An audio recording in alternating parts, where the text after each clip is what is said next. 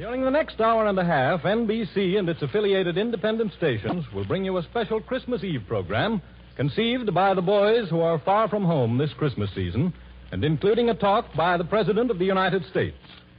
In order that we may bring it to you, the following programs have been canceled over many of these stations.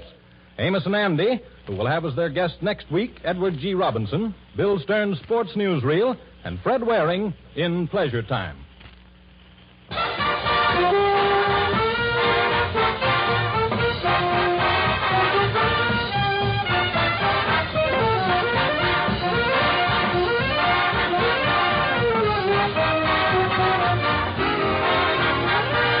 In Hollywood to conduct this worldwide tour are Lionel Barrymore, Bing Crosby, and Bob Hope. And now, let me introduce the man whose portrayal of Scrooge from Dickens' immortal Christmas Carol has become an American tradition this time of the year. Mr. Lionel Barrymore.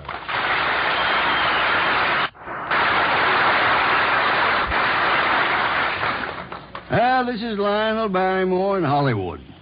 And here it's Christmas Eve. The third our country's experienced in the war.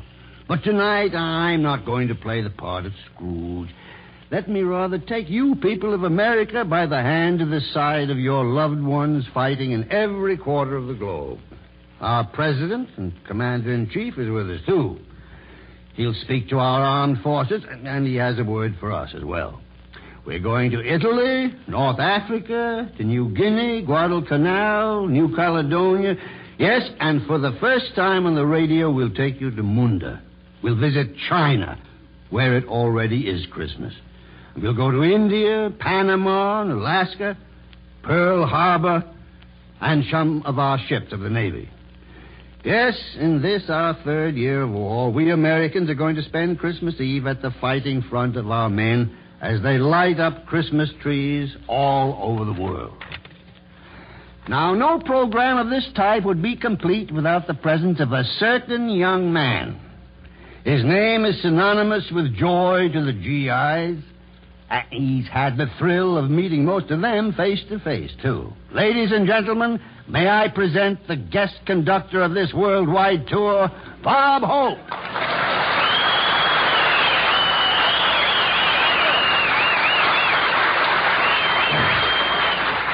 Thank you, relatives. How do you do, ladies and gentlemen? This is Bob Christmas Eve Hope, telling all you Americans to keep backing up our boys, and when Santa comes down from the ice and snow, he'll find us sticking together like Franklin, Winston, and Joe. Yes, sir. I'm very happy to be on this wonderful Christmas Eve show. Christmas is so exciting here. You should see the Christmas trees in Hollywood Boulevard tonight. They floated down from the Yukon last week. I don't mean to say that the snow has been that loose everywhere. I understand it's so cold in the Middle West that even the Republicans are waiting for the fireside chats.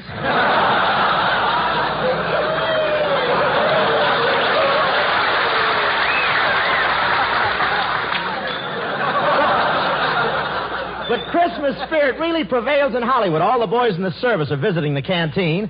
You know what the Hollywood canteen is? That's the only place in the world where a private is happier with 1 star in his arms than he would be with 4 on his shoulder. I saw W.C. Fields at the canteen, and he sat next to me, but that's beside the pint. You should see his nose now that they lifted the dim out. It's wonderful. But I love Christmas because that's the time of the year that all my relatives come over and sit around the tree. And to think that only a few years ago, most of them were sitting in it. And it sneaks up on you, doesn't it, huh? And you should see the Christmas cards I got this year. I got one card from Dorothy Lamour with a picture of her and a sarong on it. What a picture. You know how George Washington looks straight ahead on a 2-cent stamp? Well, in this envelope, he keeps peeking over his shoulder. I got a lot of presents, but I received one present I heard ticking, so I threw it right into the bathtub, but I'm afraid I was a little hasty. Now I've got the only clock in the world where the cuckoo comes out every hour and blows bubbles. Crosby gave his kids Indian outfits with real feathers. I don't know where he got the feathers. All I know is that yesterday I saw a stork flying over Los Angeles in a bathrobe.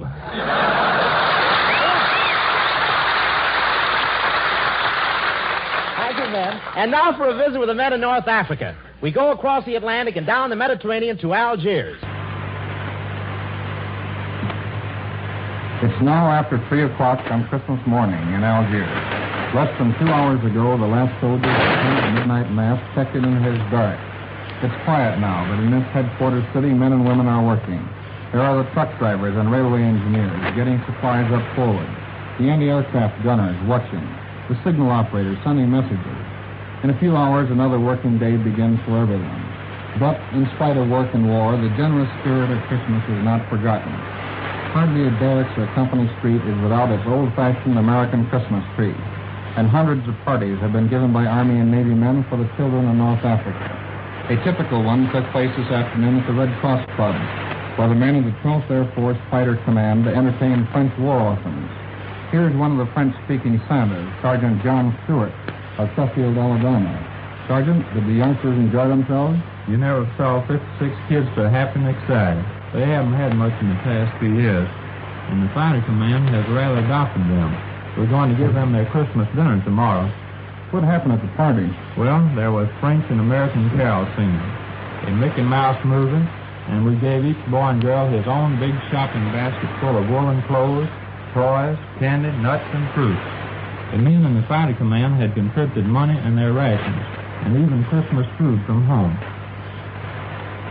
Thank you, Sergeant Stewart. We in Africa are with you at home in spirit tonight. If Bing Crosby is around, tell him to wrap up a Christmas carol and put it under a Christmas tree for us. We return you to America.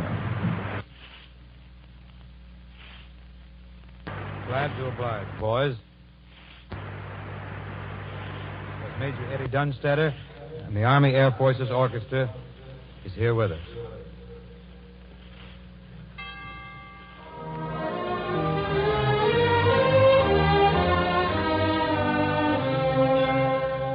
God rest ye merry gentlemen, let nothing you dismay.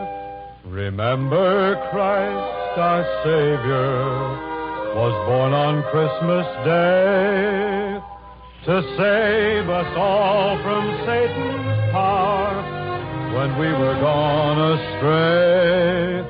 Oh, tidings of comfort and joy, comfort and joy. Oh, tidings of comfort and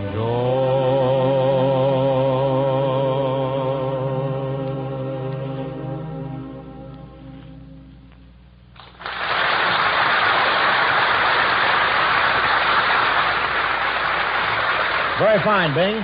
And now to meet some of the men of the Navy's Air Arm, we take you to one of the fightingest carriers of them all, a ship whose name and location must remain secret.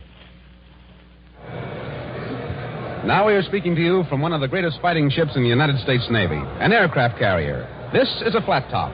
We are gathered here on the hangar deck this Christmas Eve, and a Christmas party is in full swing. That's the noise you hear in the background. But here's a Christmas party the likes of which you've never seen before.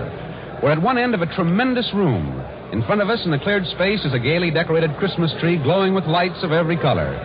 Grouped about the tree, exchanging gifts, are members of the crew, and beyond the crew, one can see airplane after airplane.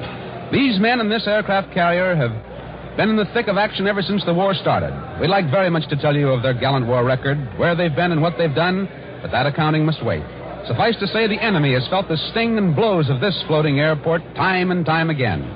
Well, now let's move over toward the Christmas tree and meet a few of the crew members. Good evening, sailor. What's your duty aboard ship? I'm a signalman. What's your actual duty? I stand by to receive signals that may change the course and speed of our ship. And how do you like spending Christmas Eve aboard an aircraft carrier? Well, naturally, I'd like to be spending it home with the folks, but I think I have a mighty important job to do here. Good for you, lad. Now, here's a bosun mate second class. What's your battle station, sailor? Sky forward. And where's that? The control station in the forward part of the ship. What do you do there? I help the guns get on target. And where do you hope to be next Christmas? Wrapped around a big piece of lemon pie at home or on Liberty in Tokyo. Good for you. Here's another sailor. How many Christmas Eves have you spent aboard this carrier since war was declared? 4. Your fourth? That's right. Yes, but wait a minute now. This is only the third Christmas since war was declared, isn't it? Yeah, but one Christmas we crossed the international date line, had 2 Christmases 2 days in a row. Christmas 2 days in a row. You've had all sorts of Christmas celebrations. Are you looking forward to next Christmas? Sure am. I'm looking forward to be back in Tennessee. Boy, oh, boy. I'll bet you'll be there, too. And now, men, may I have your attention, please? We are broadcasting a portion of our Christmas party all over the world. Would you like to shout your greetings to everyone listening in? Ah, that's grand. And now from this aircraft carrier to meet some of the boys in the Merchant Marine, we go to the Seamen's Church Institute.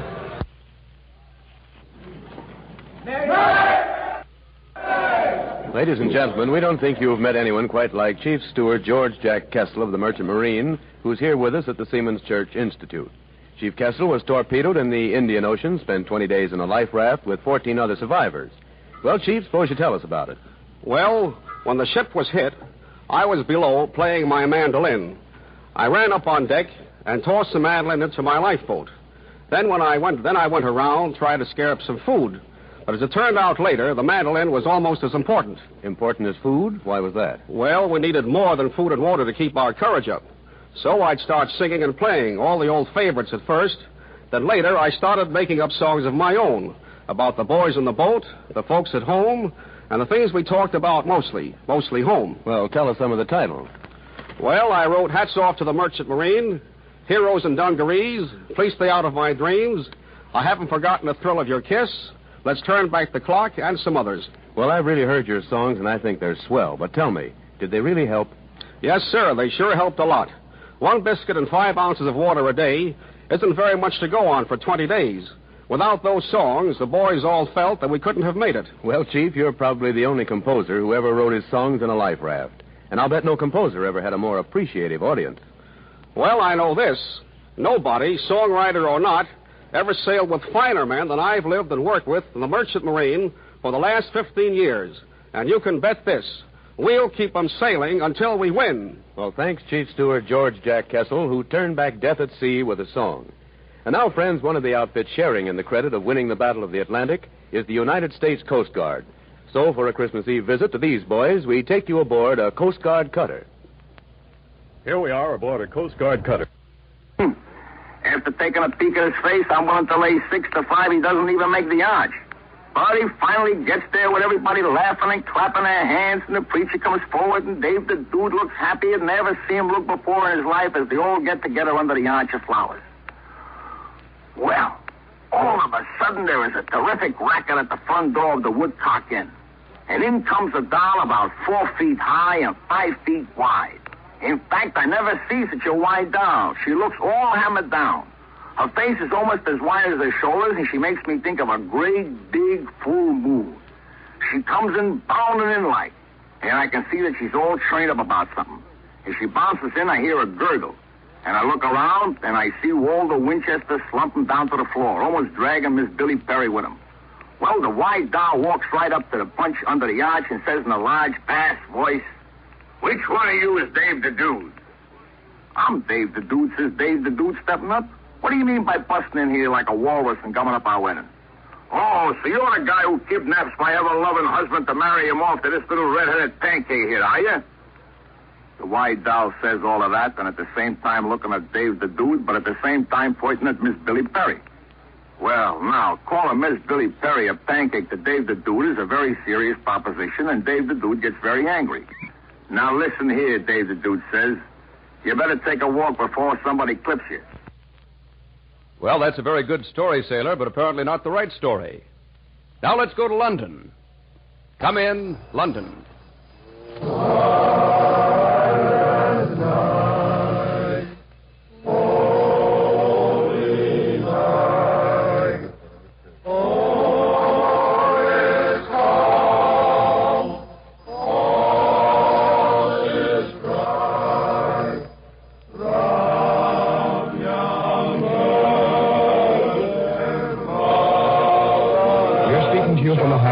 Air Force Liberator Station somewhere in England. There was a party at the Aero Club tonight. The long, narrow room had been decorated with Christmas trees and evergreen boughs and red crepe paper. 30 of the men, combat and ground personnel, enlisted men and officers got together and sang Christmas carols as a part of the program.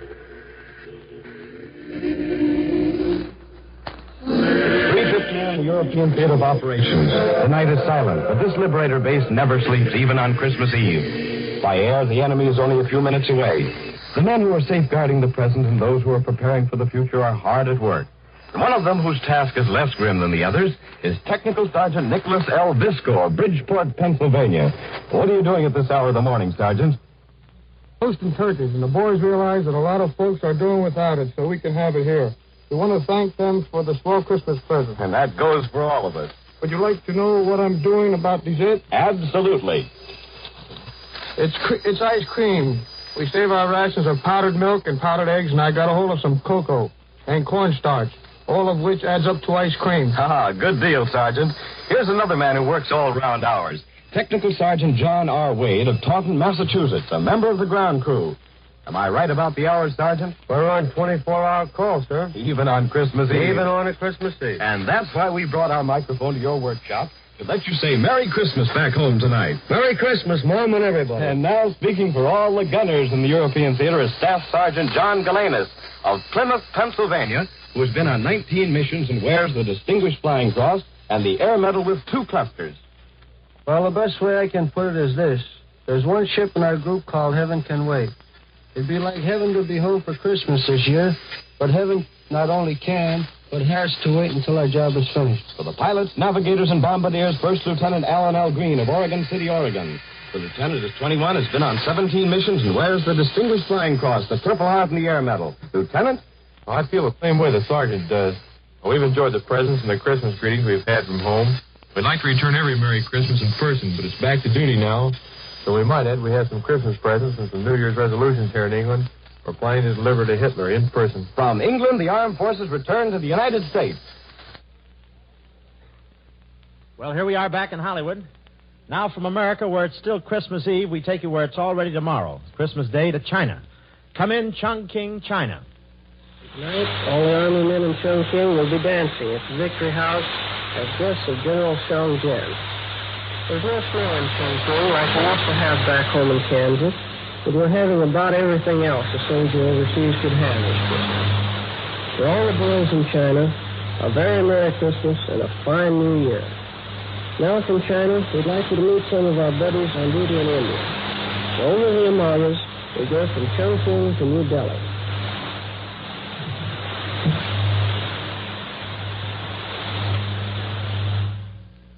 Those boys out there in India evidently can't hear me, but they're definitely on our Christmas list, and we've got a long one tonight. So suppose we try to bring in those fighting Marines at Guadalcanal. And if everything works all right, we will take you to Munda and Guadalcanal.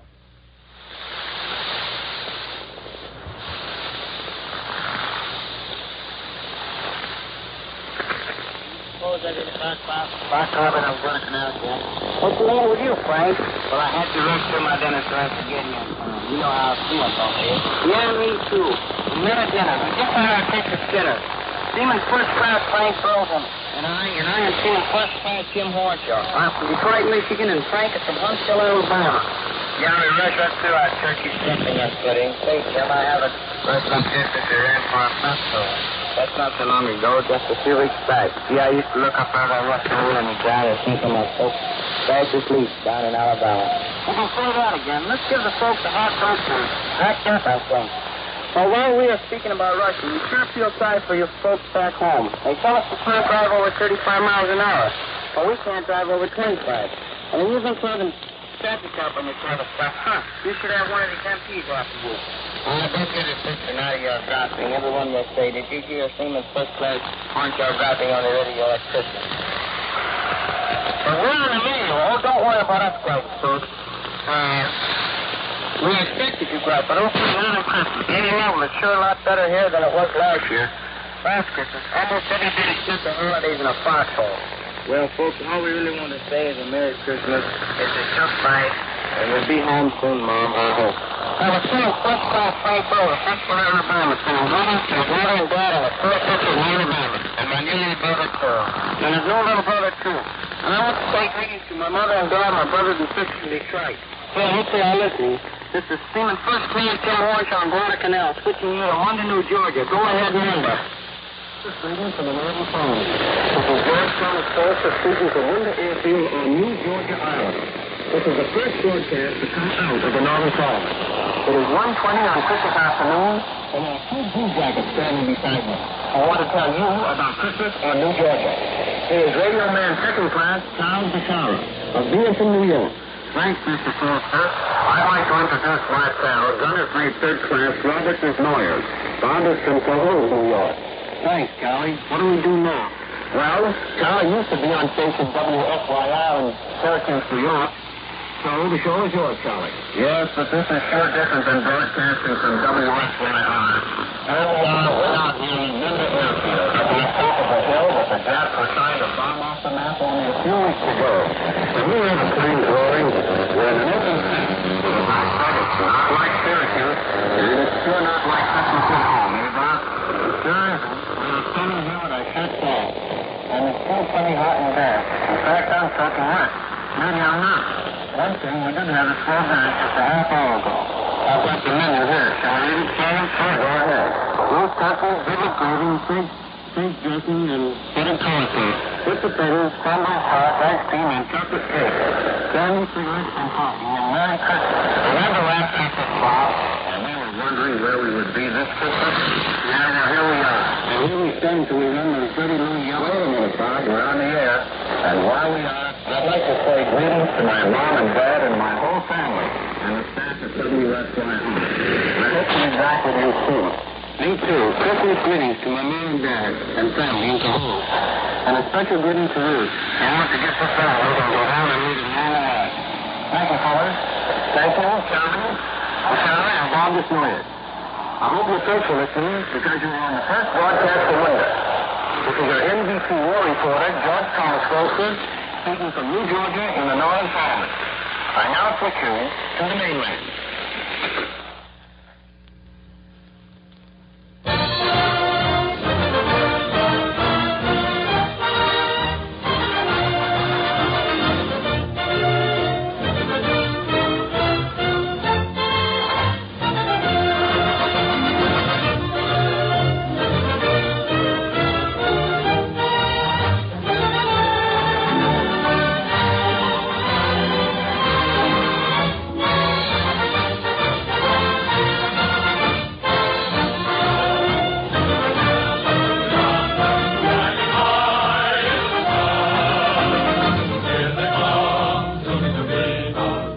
This is Christmas Eve at the Front, the Christmas program spontaneously suggested by American servicemen all over the world to show the folks at home how Christmas is being spent on the fronts of this global war. This program is being presented by the four major networks. We pause briefly for station identification. Out in the Pacific, our boys have given a mighty good account of themselves, and some of them are spending this Christmas in the hospital. So, for a visit with the wounded in New Caledonia, we take you to Noumea. This is Noumea, New Caledonia. It's the afternoon of Christmas Day here. While you at home are getting ready for your Christmas. This program comes to you from the ward in an army hospital. There are rows of white cots occupied by our boys who have been injured in battle. Let's listen to Miss Boyer, the day nurse, who's talking to one of the patients. Hey, Charles, how are you making out with that turkey? I can do it all right. I've got to learn to do things for myself. See? You shouldn't have allowed time how to untie a knot with my thumb and third finger. There, I've got it. Well, I'm supposed to take you in a jiffy, and one of them fine. Golly, Sandy and first place, too. I knew you'd figure out how to get into wrestling. You know you've helped me a lot, Miss Boyer. Everybody has. Just think, I get you sing now twice a week over the radio. Where'd you learn to sing, Charles? Back home. That's what I did before the war. My last job was in Baltimore. And when I get back to the States, Gone, we're fixing up with a new road, and you don't need an arm to sing with. I'll get along fine when I get that road. I know you will, Charles. Say, Charlie, how about a song? Yes, give us White Christmas. Tom, get that guitar beside your bed, and we'll have a bit of music. Okay, if Charlie will sing. Sure, I'll sing, but I won't. I'll bet you a Christmas. I'm dreaming of a white Christmas, just like the ones I used to know, where the trees are. Now, while Charles sings, I'm sure our listeners would like to know more about him. So I'm going to ask Colonel Stewart, Chief Surgeon of the hospital, to tell us about the story. Charlie's full name is Private First Class Charles E. Oates, who found at 1507 Grace Street, Baltimore, Maryland. He was 26 years old and was injured on Guadalcanal last January 16th when a shell killed his buddy. It was necessary to amputate his left arm and right leg. He was in a critical condition for some months. At first, he didn't like to move, but now he always starts helping someone else. He sings to the boys here in the hospital, and twice a week he goes out in his wheelchair and sings a 15-minute program over the radio. I understand, Colonel. He received many books. Love the canteen. Yes, Charlie had 31 transfusions in all. A record for the hospital. Perhaps it's a record anywhere. Thank you, Colonel Stewart. Like countless other Americans, Charlie Oates has what it takes to win this war. He and his buddy have fought the job for 2 years. Give it out this Christmas. Tomorrow around, we're going to make it possible for us overseas. Return home and begin the Christmas tree for the future. Does Miss Hospital Ward and New York, Miss Caledonia? We send a Merry Christmas. Merry Christmas! And now back to the United States. Up in the windswept Aleutians, the boys are huddled around their stoves talking things over. So let's go to the land of snow and reindeers, to Alaska.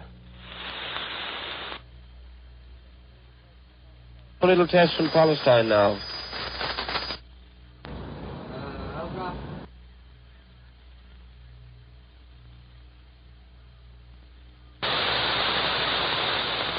Come in, Alaska.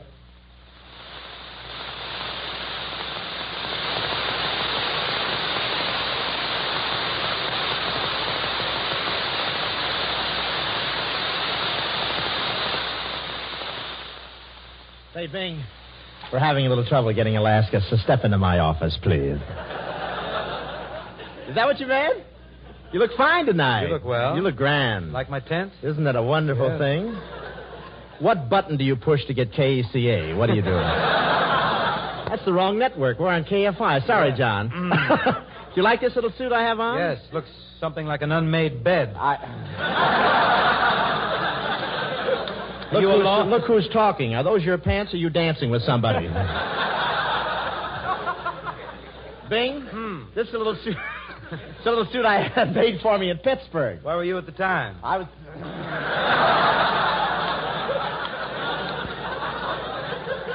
Nevertheless, I like it and I'm going to buy it. I think it looks good, don't you? Yes, love it. Do you like that? Why don't you take the hanger out? Say, listen, I must tell you one thing while we're waiting for Alaska to come in. Yes? Are you there, Alaska?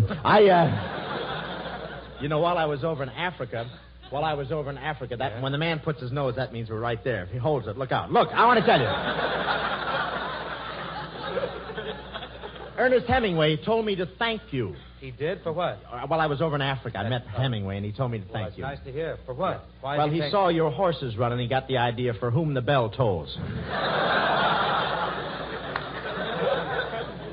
You know, and I had a wonderful time over there. Is it true that your horses are the only ones that have racks for their canes? Is it true? Lies. All lies. Filthy lies. Filthy lies. My horses haven't much speed, but they have lovely personalities, always. They're charming horses. They are. Yes. They're some of the finest horses in Dr. Townsend's club. I want to tell you that.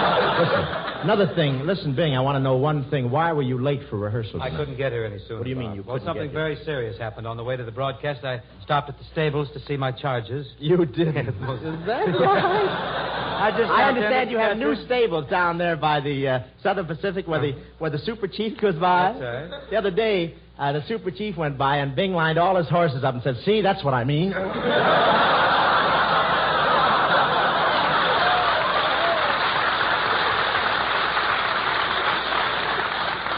Say, but Bing. What?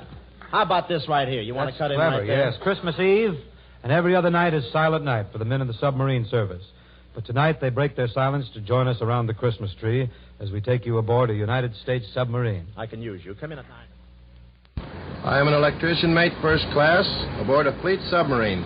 In speaking for all submarine men, I want to say to our wives and kids back home, to Mother and Dad, and to the sweethearts who wait our return, Merry Christmas and a Happy New Year from Uncle Sam's Submarines. I am the mail orderly aboard, and for a while my job was pretty tough with all the packages and mail for the crew. How did you make out, Joe? Swell. Enough cigarettes to last 2 months and a picture of my best gal. And you, Swede? Well, I got a big fruitcake from home, but made the mistake of opening it up in the mess room. And how about you, Frenchie? You know, the little woman is living back on the East Coast. Well, I got a card saying, Merry Christmas. Please send check. Rent overdue. Boy, things must be pretty tough back there. Boy, you said it. How about you, Chief? Well, the best package all of us could get right now is a big, fat Jap cruiser. Right in hell. That's right. Yes, sir. Did you see those turkeys Cookie is working on in the galley? Yeah, and all the trimmings, too. Here we go again. Take her down. Level off at periscope depth. Battle station submerged.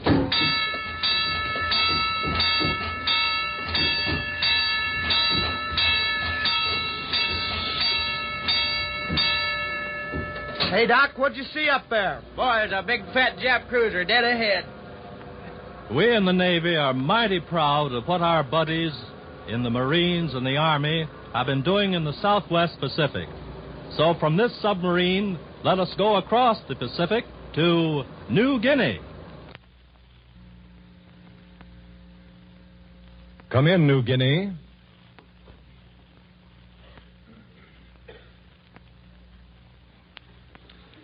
Say, we're mighty sorry the boys in New Guinea can't hear us right now. We had them on the line just a moment ago, and this is the message they sent us. It's Christmas Day here in New Guinea. All over this island, American and Australian troops, together with their native helpers, have managed to observe the holiday to the best of their ability. Some were able to sing a carol or two last night, and a surprising number contrived to attend the religious services held last night and still being conducted today from the north bank of the Massawong River to the bomb-scarred chapels of Port Moresby. But everyone found time to open his presents and read his mail. Other than these activities, Christmas on New Guinea is a case of it being Saturday and another day of war.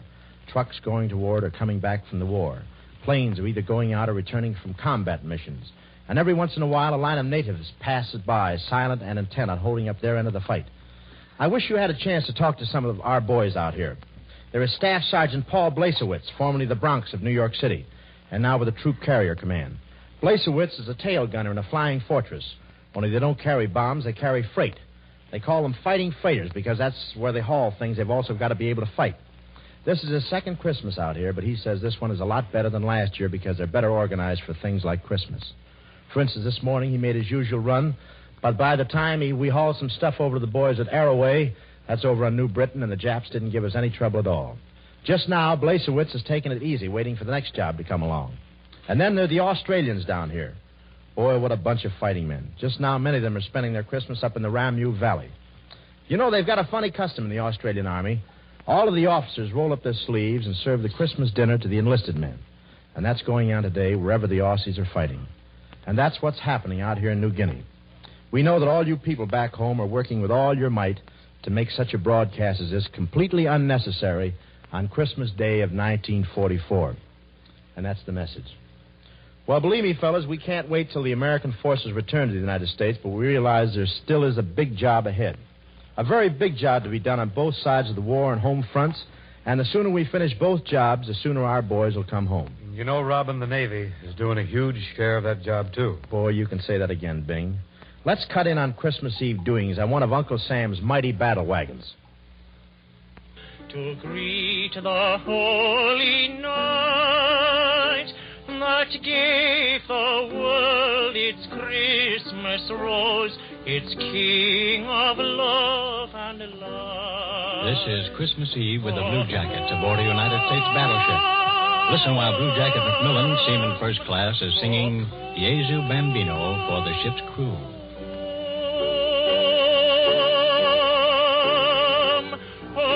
Come, let us adore him.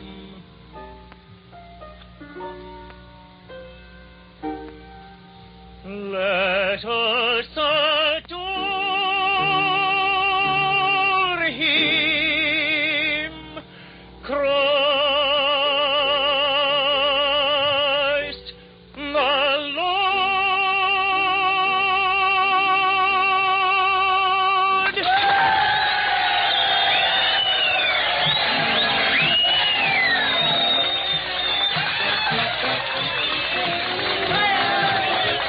is taking place down in crew's quarters with the men gathered around their tree. It's a swell party that's been going on for some time, and there's lots more to come. Here's Chester William Smith, who has been emceeing the fun for the crew. Chet, are the boys having a good time? Yes, sir. Did the men get all their packages and mail from home?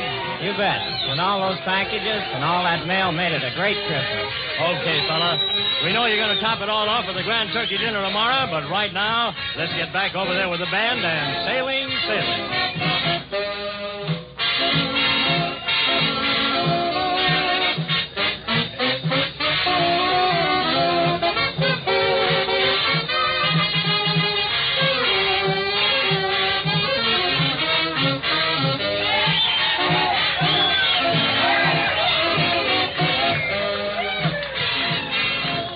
From this big battle wagon, we take you to the boys guarding our lifeline on the big ditch at Panama. This is Corporal Harvey Chester speaking from Panama. With me is Corporal Wesley Parsons, one of the men who carved out the jungle positions protecting the canal. What are the boys doing at your position tonight, Wes? 100% of them are thinking about Christmas back home. Well, so am I, but that's not all, I hope. No, as a matter of fact, the boys are having a Christmas dance right now. For the first time since we put in that position, there are some girls there. I'll bet that Christmas party is different from the ones back home. It sure is. Instead of snow on the ground, we have green grass. There's a warm breeze and the birds are singing. Oh, how about Christmas services, Wes? There aren't enough chaplains to go to all positions, but we'll hear the midnight service over the radio. Turkey dinner tomorrow? You bet, with all the trimmings. I'm going to wish a Merry Christmas to my folks in Charleston, West Virginia, Wes. Where are yours? Detroit, Michigan. Merry Christmas. From the jungles of Panama, and with a Christmas greeting to all, we take you to Hawaii. This is Sergeant Merle Miller of the United States Army speaking from the Central Pacific area. Naturally, our thoughts turn toward home on this third Christmas Eve since Pearl Harbor, and all of us wish we could be with our families and friends. We're not exactly without friends, but no matter how well you get along with your buddies, they don't take the place of the folks you've left behind. If opening gifts and having a good dinner were all, Christmas overseas would leave little to be desired, but of course there's more to it than that. However, there's going to be plenty of turkey all around, and most of us already have received a generous stack of mail from home. Summing up our observation of the news from the home front, we wonder if victory couldn't be stepped up if there was less time spent on small-town politics, labor disputes, and ballyhoo. We're not kicking, we just wonder. Over here, where all work is considered essential war work, the activities of the civilian and military population are not too widely separated. We still have a 10 o'clock curfew and blackout and early closing hours in town. Taking everything into consideration, we're pretty well off. That was Sergeant Merle Miller, Bureau Chief of Yanks Pacific Edition. Standing by at a vantage point overlooking Pearl Harbor is Marine Private First Class Harry A. Jackson. This 19-year-old Marine from Pitchfork, Wyoming, was in the first wave that stormed the beaches of Tarawa in the Gilberts. Come in, Private Jackson. Since December 7th, 1941, when Christmas was all but totally blacked out, Pearl Harbor is slowly but surely being avenged. Coral Sea, Midway, Guadalcanal, Kiska, and Attu. And now the Gilberts. And after you've been through Tarawa, you begin to realize, maybe for the first time in your life, what Christmas is all about. It's a lot more important to you. And I don't mean just getting presents either. On Tarawa, you don't think a hell of a lot about Christmas.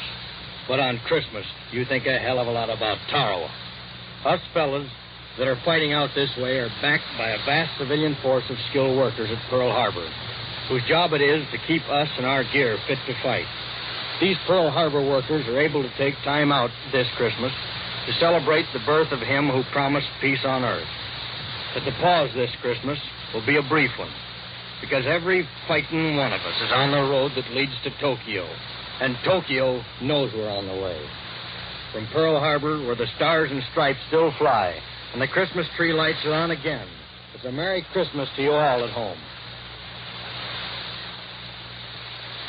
2,000 years ago, a star shone down over Bethlehem, and the angels heralded peace on earth, goodwill to men. Today there is no peace, and goodwill is shriveled in the flame and smoke of battle, in the hatred and greed of men. Today the star of Bethlehem shines down on gleaming bayonets, and the three wise men no longer roam the plains of Judea, bearing gifts and ointments. Today there are tanks bearing death and destruction, stalking the plains of the earth in search of human prey. And yet, the star still shines over Bethlehem, and there are still men of goodwill in every nook and corner of the earth, fighting and praying that peace may be restored to the world, that men may learn how to live with one another in peace and tranquility, that their children may walk in the majesty of the Lord, unafraid and unopposed. We take you now to Bethlehem, where the star and promise shine forth as they did 2,000 years ago. It's 4 in the morning here, so we're speaking to you from Christmas Day, after the traditional services at Bethlehem, which marked again the birth night of our Savior. Here with me are Chaplain James A. Carey and two typical American soldiers, Sergeant Arthur Bowler of Brooklyn and Sergeant Earl Getchoff of Detroit. They're speaking to you from the Holy Land as representatives of the American Army in the Middle East. Earl, will you go first? Tonight, I knelt with 60 other American boys on the site of the stable where Christ was born. An American chaplain officiated at a mass there. It was only one of many such services, but it was the first participation of the American Army in the Bethlehem ceremony. It certainly was fine, wasn't it, Earl? I kept remembering, as I watched the ceremonies in the Church of the Nativity, that Christmas had been celebrated there for 1,600 years. Me too, Walter. It's been a Christmas Eve I'll never forget. The church was filled with uniformed men, Americans, British and Polish. So I knew there was still a war on, but somehow or other I felt there would soon be peace on earth again. And you, Chaplain Carey? My only viewpoint now springs from my job as Chief of Middle East Chaplain. I want to tell all you people back home that some of your boys have had a very fine experience.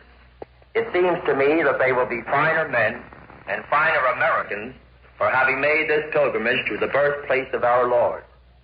And now, as the Star of Bethlehem shines down, the Middle East Armed Forces return you to the United States.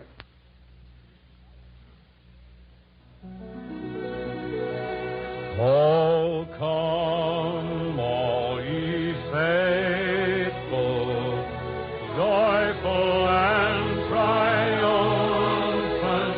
Oh, come ye to Bethlehem. Come and behold him, born the King of angels. Oh, come, let us adore him. Oh, come, let us adore him.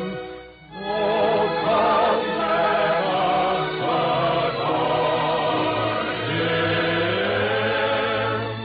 Christ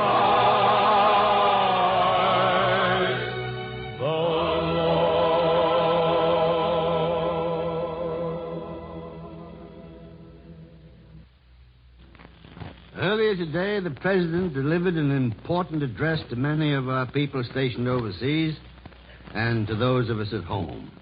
In order that those who didn't hear his message may have an opportunity to hear it, we present a recording of that speech. Ladies and gentlemen, the President of the United States. My friends, I have recently returned from extensive journeyings in the region of the Mediterranean and as far as the borders of Russia. I have conferred with the leaders of Britain and Russia and China on military matters of the present, especially on plans for stepping up our successful attack on our enemies as quickly as possible and from many different points of the compass. On this Christmas Eve, there are over 10 million men in the armed forces of the United States alone. 1 year ago, 1,700,000 were serving overseas. Today, this figure has been more than doubled to 3,800,000 on duty overseas. And by next July 1st, that number overseas will rise to over 5 million, men and women.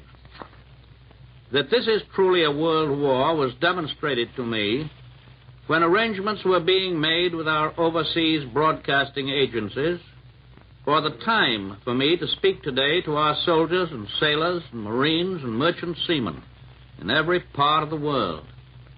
In fixing the time for this broadcast, we took into consideration that at this moment here in the United States and in the Caribbean and on the northeast coast of South America, it is afternoon. In Alaska and in Hawaii and the mid-Pacific, it is still morning.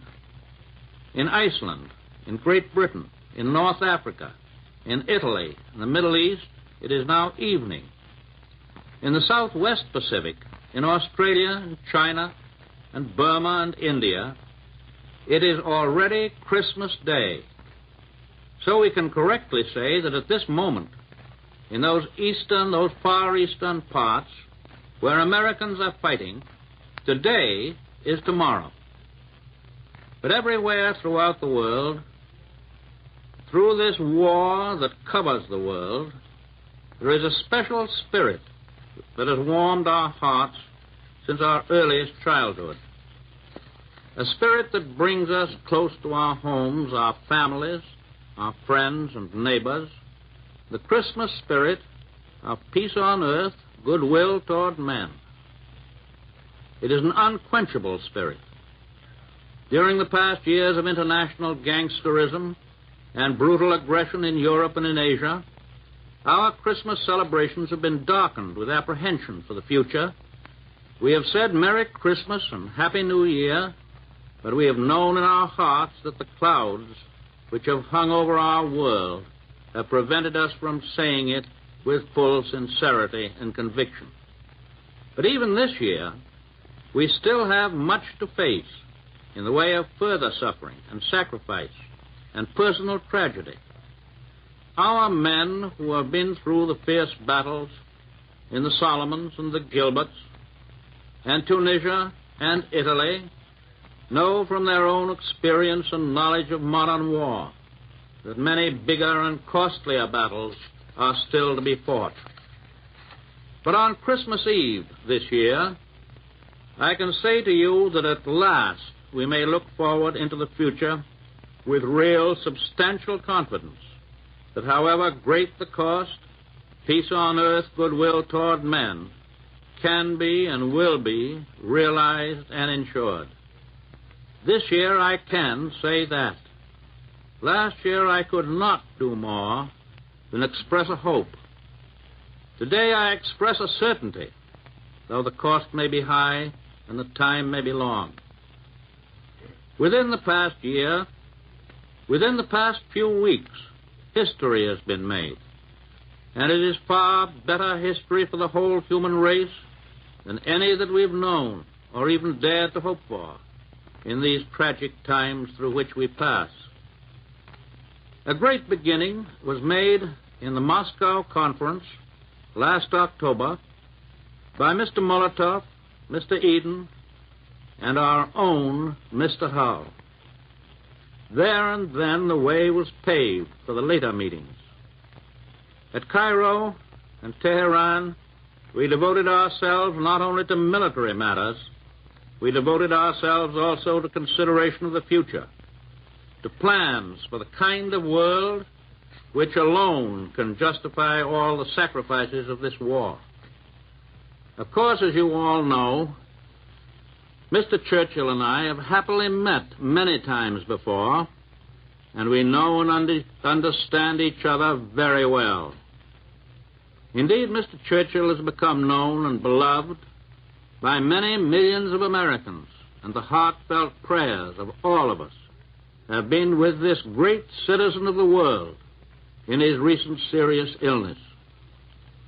The Cairo and Tehran conferences, however, gave me my first opportunity to meet the Generalissimo, Chiang Kai-shek, and Marshal Stalin, and to sit down at the table with these unconquerable men and talk with them face to face. We had planned to talk to each other across the table at Cairo and Tehran, but we soon found that we were all on the same side of the table. We came to the conferences with faith in each other, but we needed the personal contact. And now we have supplemented faith with definite knowledge. It was well worth traveling thousands of miles over land and sea to bring about this personal meeting and to gain the heartening assurance that we are absolutely agreed with one another on all the major objectives and on the military means of obtaining them. At Cairo, Prime Minister Churchill and I spent 4 days with the Generalissimo, Chiang Kai-shek. It was the first time that we'd had an opportunity to go over the complex situation in the Far East with him personally. We were able not only to settle upon definite military strategy, but also to discuss certain long-range principles which we believe can assure peace in the Far East for many generations to come. Those principles are as simple as they are fundamental. They involve the restoration of stolen property to its rightful owners and the recognition of the rights of millions of people in the Far East to build up their own forms of self-government without molestation. Essential to all peace and security in the Pacific and in the rest of the world is the permanent elimination of the Empire of Japan as a potential force of aggression. Never again must our soldiers and sailors and Marines and other soldiers and sailors and Marines be compelled to fight from island to island as they are fighting so gallantly and so successfully today. Increasingly powerful forces are now hammering at the Japanese at many points over an enormous arc which curves down through the Pacific from the Aleutians to the jungles of Burma. Our own Army and Navy, our Air Forces, the Australians and New Zealanders, the Dutch and the British land, air, and sea forces are all forming a band of steel which is slowly but surely closing in on Japan.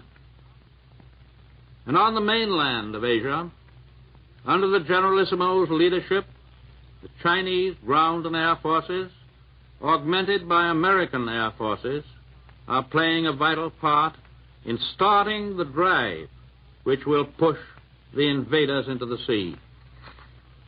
Following out the military decisions at Cairo, General Marshall has just flown around the world and has had conferences with General MacArthur and Admiral Nimitz, conferences which will spell plenty of bad news for the Japs in the not too far distant future.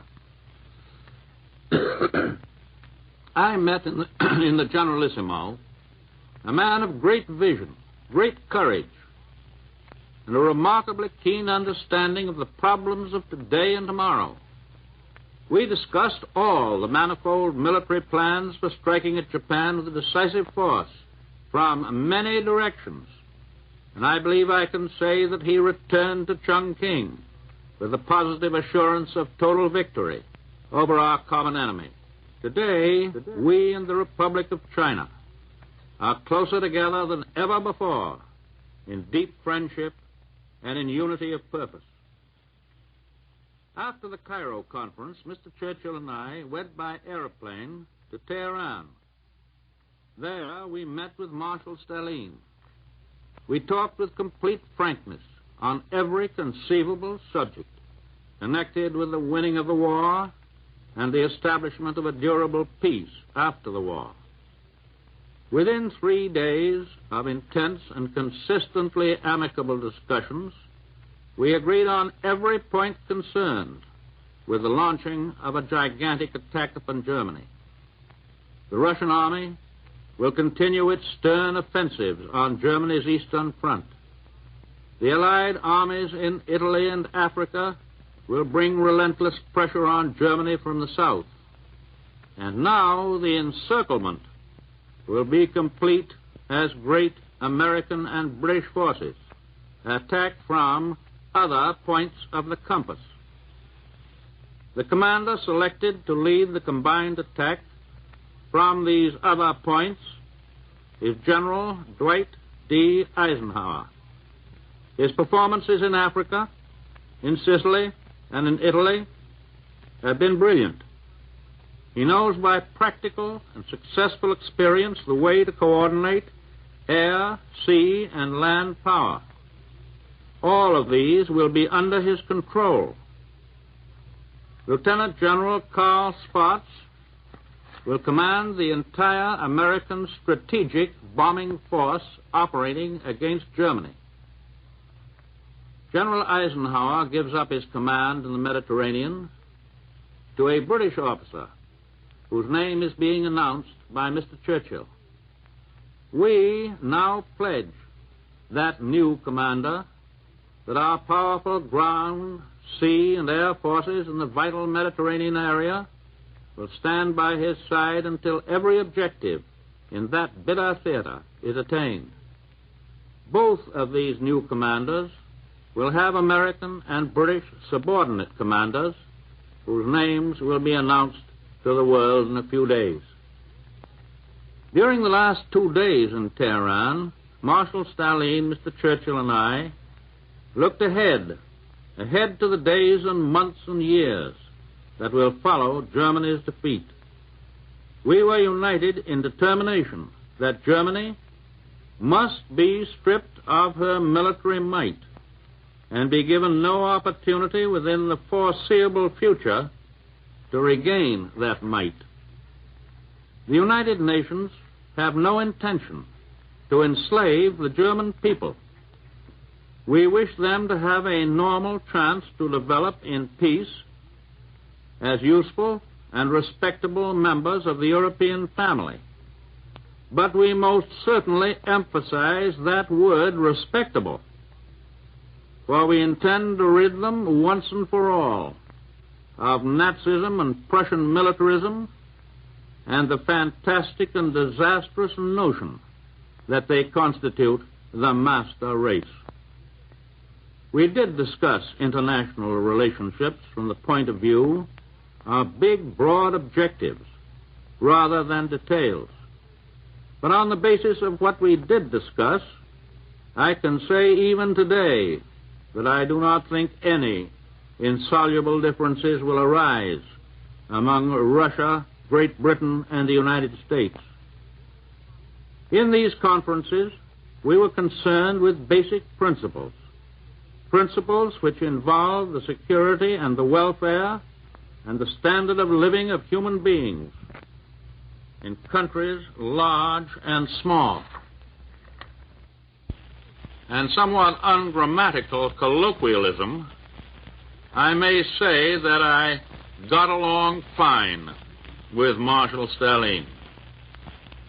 He is a man who combines a tremendous, relentless determination with a stalwart good humor. I believe he is truly representative of the heart and soul of Russia. And I believe that we are going to get along very well with him and the Russian people. Very well indeed. Britain, Russia, China, and the United States and their allies represent more than 3/4 of the total population of the earth. As long as these four nations, with great military power, stick together in determination to keep the peace, there will be no possibility of an aggressor nation arising to start another world war.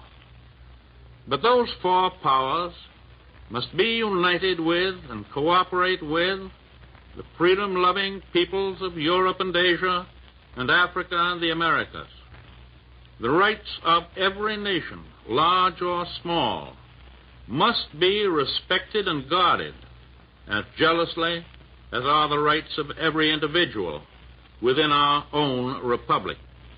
The doctrine that the strong shall dominate the weak is the doctrine of our enemies, and we reject it. But at the same time, we're agreed that if force is necessary to keep international peace, international force will be applied for as long as it may be necessary.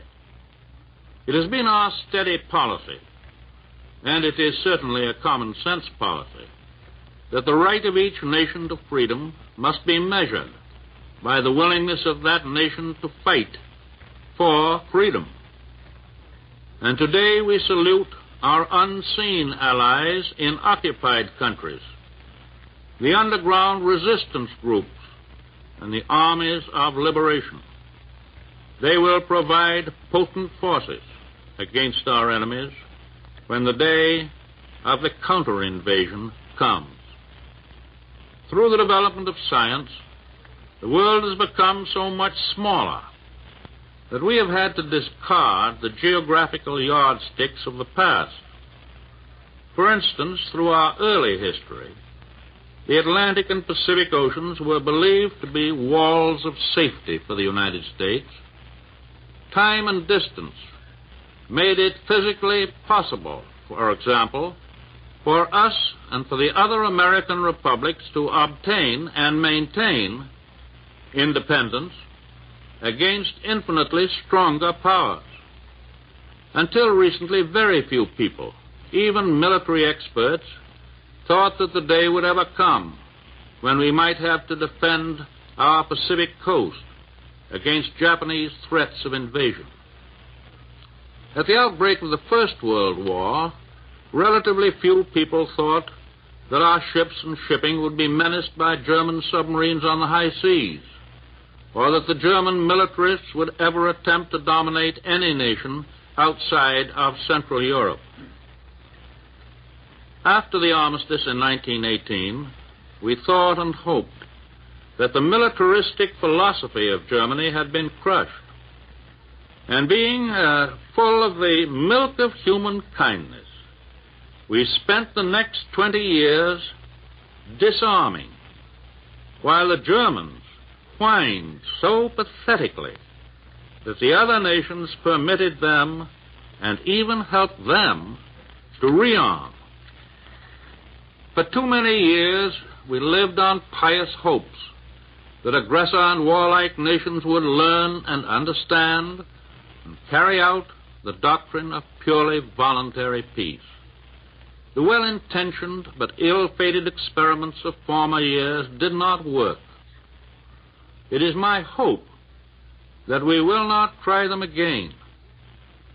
No, that is putting it too weakly.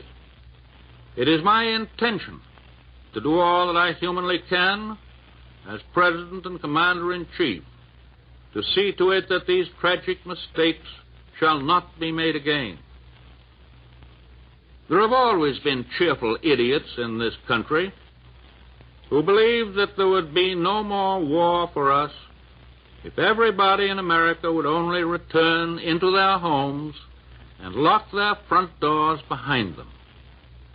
Assuming that their motives were of the highest, events have shown how unwilling they were to face the facts. The overwhelming majority of all the people in the world want peace.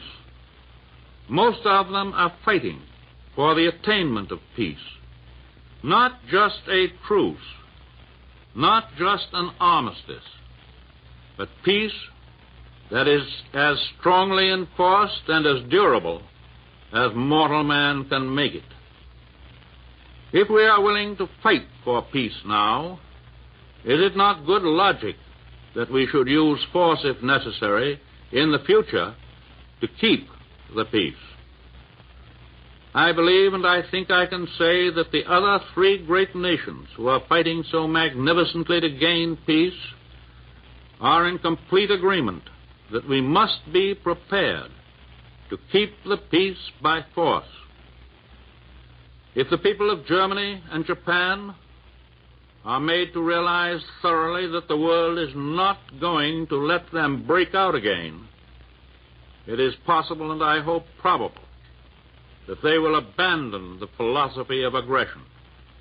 the belief that they can gain the whole world, even at the risk of losing their own souls. I shall have more to say about the Cairo and Tehran conferences when I make my report to the Congress in about 2 weeks' time. And on that occasion, I shall also have a great deal to say about certain conditions here at home.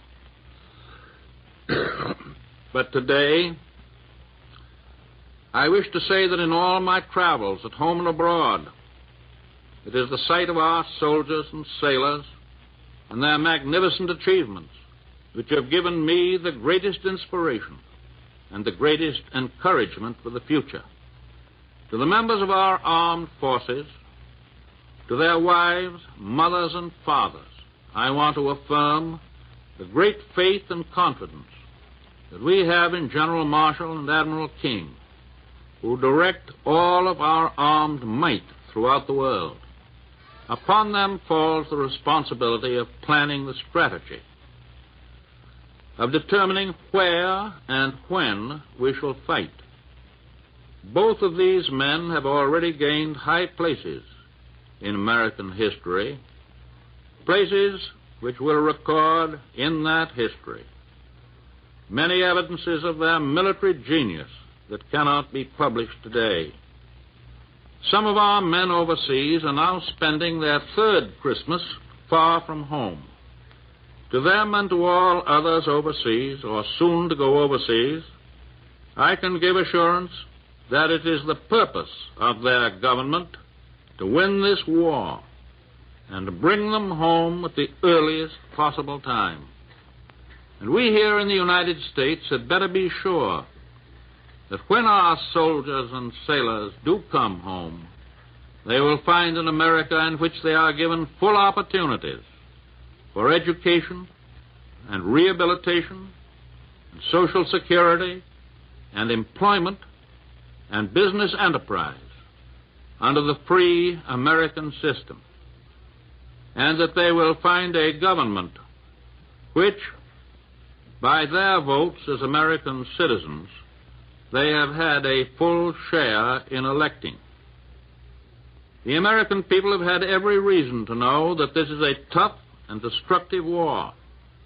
On my trip abroad, I talked with many military men who had faced our enemies in the field. These hard-headed realists testify to the strength and skill and resourcefulness of the enemy generals and men whom we must beat before final victory is won. The war is now reaching the stage where we shall all have to look forward to large casualty lists, dead, wounded, and missing. War entails just that. There is no easy road to victory, and the end is not yet in sight. I have been back only for a week. It is fair that I should tell you my impression. I think I see a tendency in some of our people here to assume a quick ending of the war. The war and the result means false reasoning. I think I discern an effort to resume or even encourage an outbreak of partisan thinking and talking. I hope I am wrong, for surely our first and most foremost tasks are all concerned with winning the war and winning a just peace that will last for generations. The massive offensives which are in the making, both in Europe and the Far East, will require every ounce of energy and fortitude that we and our allies can summon on the fighting fronts and in all the workshops at home. As I have said before, you cannot order up a great attack on a Monday and demand that it be delivered on Saturday. Less than a month ago, I flew in a big Army transport plane over the little town of Bethlehem in Palestine. Tonight on Christmas Eve, all men and women everywhere who love Christmas are thinking of that ancient town and of the star of faith that shone there more than 19 centuries ago. American boys are fighting today in snow-covered mountains, in malarial jungles, on blazing deserts. They are fighting on the far stretches of the sea and above the clouds, fighting the thing for which they struggle. I think is best symbolized by the message that came out of Bethlehem. On behalf of the American people, your own people, I send this Christmas message to you who are in our armed forces. In our hearts are prayers for you and for all your comrades in arms who fight to rid the world of evil. We ask God's blessing upon you, upon your fathers and mothers and wives and children, all your loved ones at home. We ask that the comfort of God's grace shall be granted to those who are sick and wounded, and to those who are prisoners of war in the hands of the enemy, waiting for the day when they will again be free. And we ask that God receive and cherish those who have given their lives, and that he keep them in honor and in the grateful memory of their countrymen forever. God bless all of you who fight our battles on this Christmas Eve. God bless us all. Keep us strong in our faith that we fight for a better day for humankind, here and everywhere. You have just heard the voice of the President of the United States. Ladies and gentlemen, our national anthem.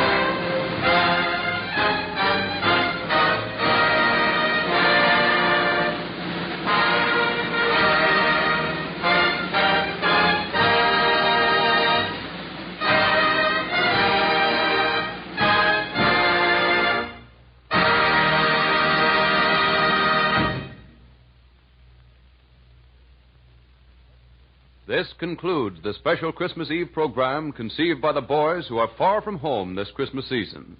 They wanted their loved ones to know how they were observing this day away from home.